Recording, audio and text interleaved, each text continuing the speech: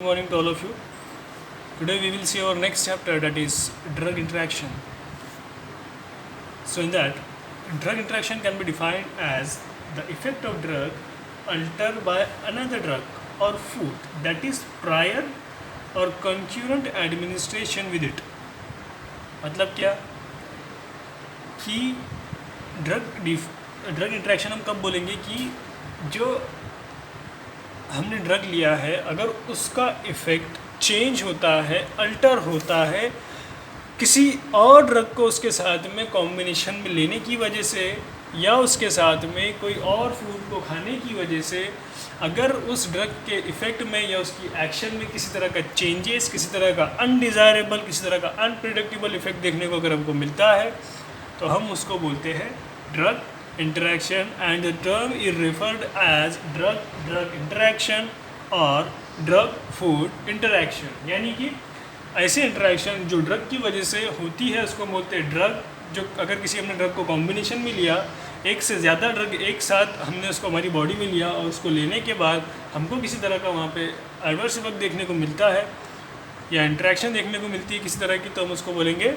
Drug interaction. और drug लेने के बाद किसी तरह की फूड को लेने से हमको वहाँ पर उस ड्रग के इंटरेक्शन में अल्टर यानी कि चेंजेस देखने को मिलते हैं। फॉर एग्जांपल, अगर आपने एक ड्रग लिया और उसके साथ आपने ऐसा सब्सटेंस खाया जिसमें फ़ैट प्रेजेंट है। अब फ़ैट कौन कौन सी चीज़ों में प्रेजेंट है? मीट में फ़ैट प्रेजेंट है, नॉन वेज के अंदर फ़ैट प्रेजेंट है, फिर चीज़ के अंदर जो डेयरी प्रोडक्ट्स होते हैं उसमें फ़ैट प्रेजेंट है। ऐसा प्रोडक्ट आपने खाया तो it may alter the absorption of drug. तो जो फैट होता है, जो फैटी मटेरियल होता है, वो हमारे ड्रग का जो अब्जॉर्प्शन है, जो एडी में होता है, एब्जॉर्प्शन, डिस्ट्रीब्यूशन, मेटाबॉलिज्म, एक्सक्रीशन, तो वो उसका चेंज कर देता है। और वो चेंज करने की वजह से वो जल्दी मेटाबोलाइज नहीं होता और जल्दी अब्जॉर्ब नहीं होता, और जल्दी अब्जॉर्ब नहीं होता तो वो जल्दी हमारी बॉडी में, हमारे ब्लड सर्कुलेशन में हमारा ड्रग पहुँचता नहीं है, जिसकी वजह से हमको डिज़ायर एक्शन नहीं मिलती। So, the classification of drugs interaction are divided into two main types. The first one is the drug interaction, and the second one is drug food interaction.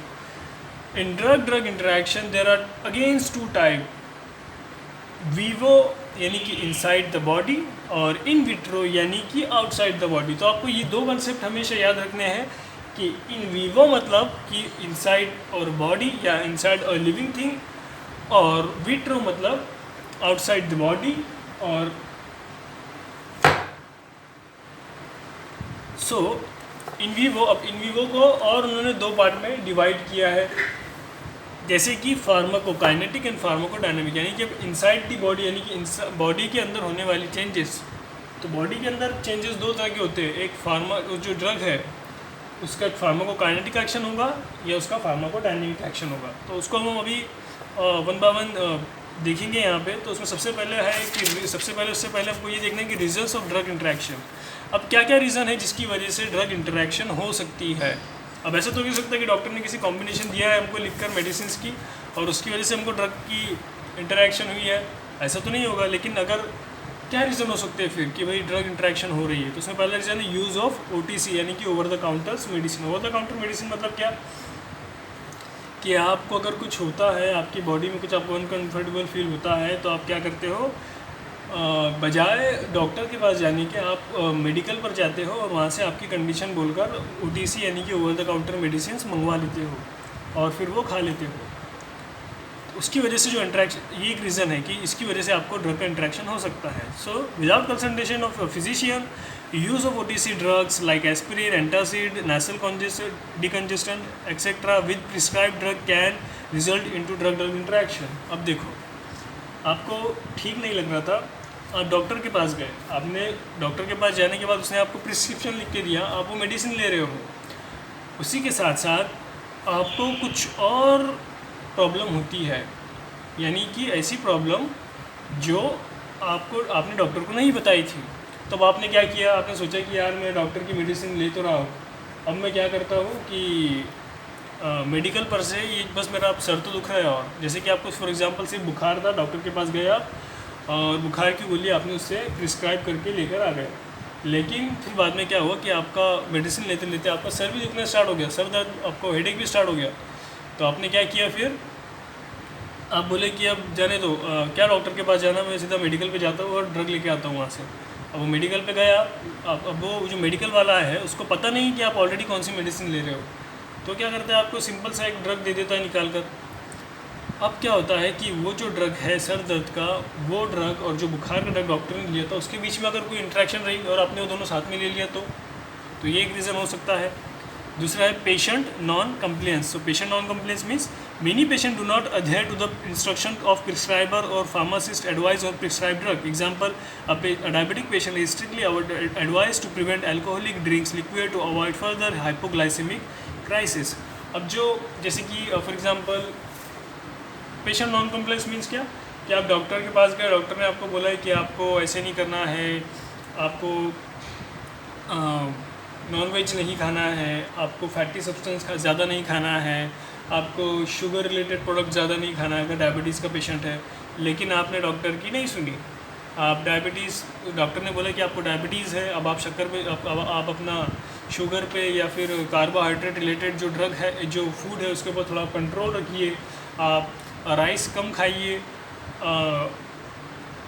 इस तरह से आपको उसने कहा, लेकिन आपने उसकी नहीं सुनी। तो क्या होगा फिर वहाँ पे आपको जो है वो जो आपका लेवल है डायबिटीज़ का वो कम होगा क्या, नहीं होगा। इसी तरह से यहाँ पे डायबिटीज़ के पेशेंट को डॉक्टर सलाह देता है कि आपने अल्कोहल ड्रिंक नहीं करना चाहिए। क्यों? क्योंकि इसकी वजह से जो हाइड्रोलिसिस होता है अल्कोहल का वो ज़्यादा होता है, तो सॉरी शुगर का जो है वो ज़्यादा होता है, तो इसलिए डॉक्टर हमको मना करता है। लेकिन अगर हम फिर भी उसको लेते हैं तो फिर वहाँ पर क्या हो सकता है, हाइपोग्लाइसेमिक क्राइसिस हो सकते हैं। उसके बाद में क्या है next, multiple physicians. Multiple physician मतलब क्या, कि भाई आप इंसान की टेंडेंसी होती है कि भाई उसको मेडिसिन देने के बाद जल्दी से आराम मिलना चाहिए।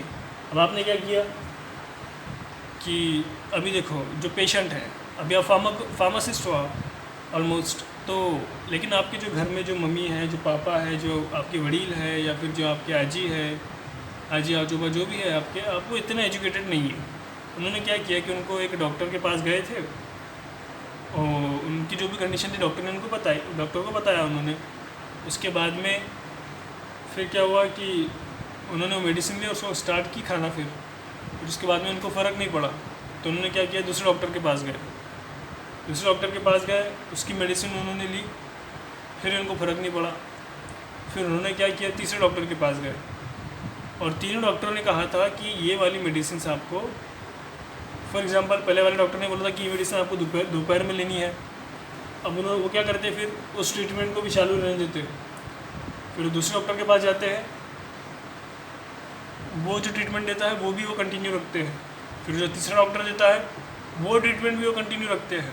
तो इससे क्या होता है, फिर अगर तीनों डॉक्टर ने एक ही मेडिसिन लिख कर दी है एक ही टाइम पे, लेकिन अलग अलग कंपनी की, अब वो जो आप पढ़े लिखे हो तो आप नाम जो ड्रग के लिखे होते हैं वो पढ़कर आप आइडेंटिफाई करते हो कि ये ड्रग सेम है। लेकिन अगर ब्रांड नेम अगर ड्रग का अलग रहा, उसकी पैकिंग अलग रही, तो वो आइडेंटिफाई नहीं कर पाते। वो क्या करते हैं, फिर तीनों मेडिसिन अलग अलग है, लेकिन अगर मैं तीनों को ले लूँगा तो जल्दी से फ़र्क पड़ जाएगा। और क्या करते हैं, फिर तीनों मेडिसिन को एक साथ खा लेते, जबकि वो मेडिसिन तीनों एक ही होती है। होता है ऐसा। तो इस तरह की सिचुएशन में क्या होता है, फिर ड्रग की इंट्रैक्शन हो सकती है। Fourth one is drug abuse और मिस यूज़। मतलब क्या, कि ऐसे पर्सनस जो कि thinking of patient that more consumption of drug will produce quick relief can result into drug interaction. मतलब क्या, कि पेशेंट की टेंडेंसी होती है कि मैं अगर ज़्यादा ड्रग ले लूँगा तो मुझे जल्दी आराम मिलेगा। जैसे कि फॉर एग्जांपल आपके घर में होंगे आपके मम्मी पापा जो भी होंगे, जो जिनको डायबिटीज़ जिनको अगर एसिडिटी की प्रॉब्लम होगी और बहुत ज़्यादा टाइम से प्रॉब्लम है, तो पहले वो एक जिंटैक की टैबलेट लेते हैं और उनको फ़र्क नहीं पड़ता, फिर वो एक साथ 2 जिंटैक की टैबलेट लेना स्टार्ट कर देते हैं इस तरह से। Fifth one is potent drug may produce many pharmacological action on different physiological system और systemic systems organ in one of the cause of produce drug interaction. मतलब क्या, कि जो पोटेंट ड्रग होते हैं वो क्या करते हैं, एक से ज़्यादा फार्माकोलॉजिकल एक्शन प्रोड्यूस करते हैं, जिसकी वजह से क्या होता है, हमको ड्रग इंटरेक्शन देखने को मिलती है। अब यहाँ पे ये जो इम्पोर्टेंट पार्ट आ रहा है वो ये है कि भाई role of pharmacist in drug interaction. अब फार्मासिस्ट का क्या रोल है, यानी कि हमारा क्या रोल है अगर ड्रग इंटरेक्शन होती है तो हमारा रोल ये है कि the pharmacist is well versed and pharmacokinetic and pharmacodynamic of the drug. Pharmacist को जो है वो ड्रग के बारे में, उसकी फार्माकोकाइनेटिक और उसकी फार्माकोडायनामिक के बारे में अच्छी तरीके से पता होना चाहिए। He is ideal person who can play a vital role in providing interaction of drug by advising the patient on following. तो जो फार्मासिस्ट है वो एडवाइस करेगा पेशेंट को कि आपको क्या करना है, क्या नहीं करना है, अगर आपको किस तरह का ड्रग इंटरेक्शन देखने को मिलता है तो उसमें पहला जो एडवाइस देगा वो कौन सी है? Do not use OTC medicine without the consultation of physician. मतलब क्या कि विदाउट कंसल्टेशन ऑफ फिजिशियन आपको OTC की मेडिसिन यानी कि जो ओवर द काउंटर मेडिसिन है वो यूज़ नहीं करनी है। Strictly follow the instruction given by the physicians regarding administration timing and doses. तो आपको जो डॉक्टर ने इंस्ट्रक्शन दी है कि मेडिसिन आपको कब लेनी है, खाने से पहले लेनी है, खाने के बाद लेनी है, किस तरह से लेनी है, कौन से फूड के साथ लेनी है, सोते टाइम लेनी है या फिर दिन के टाइम लेनी है, तो इस तरह की इंस्ट्रक्शन आपको इजीली स्ट्रिक्टली फॉलो करनी है। If receiving treatment from multiple physician from them about the illness before taking the medicine. तो जो अगर आप 2-3 फिजिशियन से ट्रीटमेंट ले रहे हो तो उनको इन्फॉर्म करना ज़रूरी है कि आपकी इलनेस के बारे में, आपकी बीमारी के बारे में। फॉर एग्ज़ाम्पल अगर आपको डायबिटीज़ है, आप डायबिटीज़ के पेशेंट हो और उसके साथ आपको BP भी है और आपकी अभी तबीयत ख़राब हो गई, आपको और कुछ हो गया, फॉर एग्ज़ाम्पल कोविड, आप ऐसे पेशेंट हो जिसको डायबिटीज़ भी है और साथ में भी ब्लड प्रेशर की भी प्रॉब्लम है, लेकिन आपको कोविड के सिम्टम आ रहे हैं। तो आप ऑलरेडी 2 डॉक्टर की मेडिसिन खा रहे हो, लेकिन अब आपको तीसरा डॉक्टर की ज़रूरत है, अब आपको कोविड हो चुका है, तो आप कोविड हॉस्पिटल में गए, वहाँ पर आपको अगर आपने नहीं बताया कि आपको कोविड है, आपको डायबिटीज़ भी है, ब्लड प्रेशर की प्रॉब्लम भी है, तो आपका डायग्नोसिस ठीक तरीके से कर नहीं पाएगा, फिर आपको ड्रग इंट्रैक्शन हो सकती है, आप ज़्यादा सफ़र कर सकते हो। इसलिए आपको इन्फॉर्म करना हमको ज़रूरी है कि आपकी इलनेस ऑलरेडी क्या क्या है और आप किस किस तरह की मेडिसिन ले रहे हो। Next, do not consume drug in excess apart from recommended dose. तो जितना मेडिसिन डॉक्टर ने बोला है लेने के लिए उतना ही आपको लेना है। अगर आपको फ़र्क नहीं पड़ रहा है तो आपने ऐसा नहीं करना है कि 2 मेडिसिन या 2 टैबलेट एक साथ ले लेता हूँ, इस तरह से। Do not take different drugs at once. बहुत ज़्यादा ड्रग एक साथ आप ना लें, आप एक एक करके उस ड्रग को लें। उसके बाद में which type of food is forbidden और अ पर्टिकुलर ड्रग। मतलब एक पर्टिकुलर ड्रग के लिए किस तरह का फूड आपको खाना चाहिए या नहीं खाना चाहिए, उस तरह के बारे में डॉक्टर आपको कंसल्ट करता है। फॉर एग्जांपल डॉक्टर आपको बोलता हूँ कि इसके साथ आपको मिल्क लेना है या मिल्क नहीं लेना है, इस तरह से। अब ड्रग इंटरेक्शन का मैकेनिज्म क्या है वो देखेंगे। So the mechanism of drug interaction comprises pharmacokinetic and pharmacodynamic which means what the body does to the drug and the drug does to the body respectively. मतलब क्या कि ड्रग इंट्रैक्शन क्या है, ये कि एक फार्माकोकाइनेटिक यानी कि एब्जॉर्प्शन, डिस्ट्रीब्यूशन, मेटाबॉलिज्म और एक्सक्रीशन का एक पार्ट है। उसके बाद में फार्माकोडायनामिक मतलब उसका क्या फार्माकोलॉजिकल इफेक्ट हमारी बॉडी को मिलेगा। तो ये ज़रूरी है, ये चीज़ जो है ये किस चीज़ के ऊपर होता है ड्रग इंट्रैक्शन, कि भाई ड्रग हमारी बॉडी के साथ क्या कर सकता है और हमारी बॉडी जो है वो उस ड्रग के साथ क्या कर सकती है। Kinetic includes absorption, distribution, metabolism and elimination, whereas pharmacodynamics are the numerous action of drug on the body system or their organs. तो अब फार्माकोकाइनेटिक और फार्माकोडायनामिक के ऊपर उन्होंने डिस्क्राइब किया है कि किस तरह से क्या क्या वजह है, क्या क्या मैकेनिज़्म है जिसकी वजह से, क्या क्या रीज़न हो सकते हैं जिसकी वजह से आपको ड्रग इंट्रैक्शन हो सकती है। मैकेनिज़्म क्या है उसका, तो उन्होंने सबसे 2 जो पार्ट बताया है, फार्माकोकाइनेटिक और फार्माकोडायनामिक। तो जब सबसे पहले जो है वो फार्माकोकाइनेटिक है। अब इसमें कौन कौन से पैरामीटर आते हैं जिसकी वजह से आपको फार्माकोकाइनेटिक रिलेटेड ड्रग की जो है वो इंट्रैक्शन हो सकती है। तो उसमें GIT एब्जॉर्प्शन सबसे पहला है। इसमें क्या है, डिले इन द एब्जॉर्प्शन और interface with it affect the onset of action of drug. Number of factors alter the process of absorption as given below. मतलब क्या कि अगर ड्रग जो एब्जॉर्ब होता है, अगर वो एब्जॉर्ब जितना पर्टिकुलर टाइम दिया है उस पर्टिकुलर टाइम में नहीं होता, या जो रेट उसका एब्जॉर्प्शन रेट है उस रेट में वो ड्रग नहीं होता पर्टिकुलर ड्रग, तो उसकी वजह से जो है वो हमको जो ड्रग है उसका हमको एक्शन जल्दी देखने को नहीं मिलेगा। जितनी जल्दी ड्रग हमारा एब्जॉर्ब होगा उतनी जल्दी उसकी फार्माकोलॉजिकल एक्शन हमको देखने को मिलेगी, उतनी जल्दी हम उसको ऑनसेट ऑफ एक्शन देखने को मिलेगी। लेकिन अगर वो ड्रग जो है वो ठीक से एब्जॉर्ब नहीं होता है तो उसके क्या क्या रीज़न हो सकते हैं फिर, चेंज इन pH, अगर हमारी बॉडी का पीएच और ड्रग का पीएच अलग अलग हो गया, for example acidic drugs are readily absorb from stomach because they remain in unionized form. Example salicylate basic drugs are easily absorb from the intestine. मतलब क्या कि जो ड्रग एसिडिक होते हैं वो रेडिली और इजीली हमारे स्टमक में क्या हो जाते हैं, एब्जॉर्ब हो जाते हैं। क्यों? अनआयोनाइज्ड फॉर्म के अंदर। क्यों? क्योंकि हमारे बॉडी का पीएच भी क्या होता है, एसिडिक। इसी तरह से एब्जॉर्प्शन और complexation of drug, activated charcoal and kaolin act as absorbent, so are given in the case of poisoning and diarrhoea to absorb and absorb poison and bacterial toxins etcetera. यानी कि जो charcoal है वो क्या as an absorbance act करता है वो, और अगर हम उसको बॉडी में लेते हैं तो हमारे जो पॉइजन्स हमारे जो बॉडी में प्रेजेंट होता है वो उसको वहाँ से सक करने का काम करता है, उससे वो एब्जॉर्ब कर लेता है। लेकिन इसी के साथ साथ अगर हम कोई और ड्रग भी लेते हैं तो वो क्या करता है, उस ड्रग के एब्जॉर्प्शन को भी रोक देता है और उसको भी वो एब्जॉर्ब कर लेता है। इसकी वजह से क्या होगा कि ड्रग हमारी बॉडी में नहीं जाएगा, और बॉडी में नहीं जाएगा तो हमको उसकी इफेक्ट नहीं मिलेंगी। नेक्स्ट है GIT स्टेटस। अब GIT स्टेटस क्या है? Decrease in GIT mortality and emptying rate altars the rate of absorption. मतलब क्या कि अगर आप खाली पेट मेडिसिन लेते हो या फिर ड्रग जो GIT की जो मोर्टेलिटी है, मतलब फॉर एग्जांपल वहाँ पर अगर ज़्यादा एसिड सिक्रेट हुआ है या कम एसिड सिक्रेट हुआ है तो it may lead to effect the absorption of drug. Decrease example दिए उन्होंने यहाँ पे, decrease in mortality, increase absorption of drugs like prednisolone and digitoxin, increase in emptying rate, decrease the absorption of drug. मतलब क्या कि अगर जो decrease mortality रही तो वो क्या करेगा, इंक्रीज करेगा एब्जॉर्प्शन ऑफ ड्रग्स जो like prednisolone and digitoxin. If increase in emptying rate, मतलब अगर हमारा पेट खाली है तो उसकी वजह से क्या होगा, जो एब्जॉर्प्शन ड्रग का वो डिक्रीज होगा।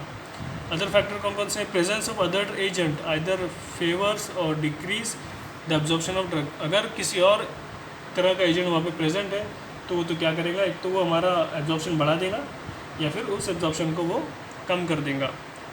इसी तरह से नेक्स्ट है अल्ट्रेशन इन डिस्ट्रीब्यूशन। अब एब्जॉर्प्शन का पार्ट हो चुका है यहाँ पे, अब हम देखेंगे डिस्ट्रीब्यूशन। अब डिस्ट्रीब्यूशन में क्या होता है कि डिस्ट्रीब्यूशन के अंदर affinity and efficacy of drug to bind with plasma protein alters the displacement of protein binding site. Some example are given following table. मतलब डिस्ट्रीब्यूशन में क्या होता है कि जो ड्रग है हमारा वो प्रोटीन से जाके बाइंड होता है, और बाइंड होने के बाद में वो फार्माकोलॉजिकल एक्शन बताता है। लेकिन अगर इस बाइंडिंग में किसी तरह की प्रॉब्लम आती है, अल्टर होता है, जितना ड्रग बाइंड होना चाहिए था, फॉर एग्जांपल वहाँ पर लिखा है कि 97% जो है ड्रग प्रोटीन से बाइंड होगा, लेकिन किसी तरह से वो 50% ही होता है, तो इसका मतलब क्या कि 50% ड्रग ही हमारी बॉडी में जाएगा, और 50% ड्रग हमारी बॉडी में जाने के बाद उसका जो इफेक्ट है वो जितना हमको मिलना चाहिए उतना नहीं मिलेगा। तो यहाँ पर उन्होंने एग्जाम्पल दी है कुछ कि अगर टॉलब्यूटामाइन जो ड्रग है वो प्रोटीन से बाइंड होता है, लेकिन अगर हमने उसको सैलिसिलेट्स के साथ लिए तो हाइपोग्लाइसीमिया वहाँ पे हमको हो सकता है। वारफरिन को अगर फिनिलब्यूटाजोन के साथ लिए तो हमको हीमोरेज यानी कि ब्लीडिंग हो सकती है। मिथोट्रेक्सेट को अगर हमने सैलिसिलेट या सल्फा के साथ लिए तो हमको एग्रीनुलोसाइटोसिस हो सकता है। Next is change in metabolism. If enzyme induction, that is increase in enzyme activity, enhance the fate of drug.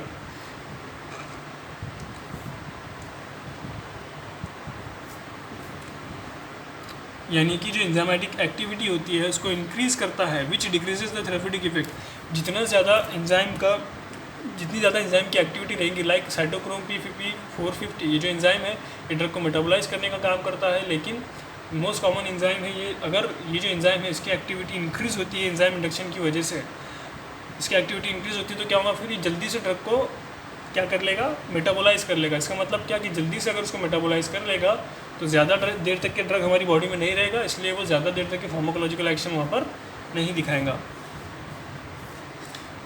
So there are drugs that inhibit enzyme activity like chloramphenicol, cimetidine, metronidazole and isoniazid। तो ये जो drug है वो क्या करते हैं, inhibit करते हैं एंजाइमेटिक एक्टिविटी को। एंड डी क्या है, change in excretion. If pH of urine, ionized drug easily diffuse and are excreted in the urine, so any drug that changes pH of urine affect exertion of weak acid or weak base। यानी कि अगर ionise drug रहा तो वो easily हमारी body से excrete हो जाता है, लेकिन ऐसा ड्रग जिसका पीएच जो है वो वीक अगर जो यूरिन को अफेक्ट करता है, यानी कि यूरिनेशन में अगर वो किसी तरह की प्रॉब्लम होती है, तो इसका मतलब क्या है कि वो जो ड्रग है या तो वो वीक एसिडिक है, और उसका या तो वो ड्रग जो है वो वीक बेस है, जिसकी वजह से हमको यूरिन में प्रॉब्लम हो रही है। दूसरा है competitive excretion. So competitive excretion के अंदर क्या आता है कि renal tubular transport between concurrently administered drug and generally changes excretion of one another. मतलब क्या कि ऑलरेडी एक अवेलेबल ड्रग है जो कि ऑलरेडी वहाँ से रीअब्जॉर्ब हो रहा है, यानी कि ऑलरेडी वहाँ से वो एक्सक्रीट हो रहा है, और उसी के साथ साथ वहाँ पे दूसरा ड्रग भी प्रेजेंट हो जाता है। तो इसकी वजह से क्या होगा कि दोनों के बीच में अट्रैक्शन क्या होगा, वहाँ पे दोनों के बीच में इंट्रैक्शन होगा, और it may lead to changes in the excretion of that particular drug. So next is pharmacodynamic interaction that we will see in next lecture. Thank you.